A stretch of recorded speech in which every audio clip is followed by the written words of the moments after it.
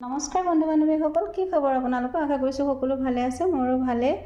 আজি ফেব্ৰিক পেইণ্টিঙৰ কাপোৰ এযোৰ লৈ আহিছোঁ। ফেব্ৰিক কৰি আহিছিলোঁ কাপোৰযোৰ। আগতেও এইটো ডিজাইনৰ কেইবাযোৰ কৰাই আছে আৰু এযোৰ কৰি আছোঁ।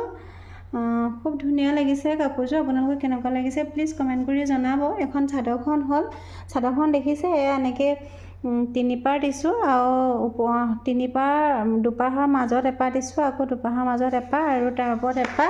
আৰু এইটো যে দেখিছে এইটো হ'ল বুকুৰ ওচৰত পৰিব আৰু এয়া আঁচলটো খুবেই হেভিকৈ কৰিছোঁ। খুব ধুনীয়া হৈছে আৰু মেখেলাখন দেখাই আছোঁ।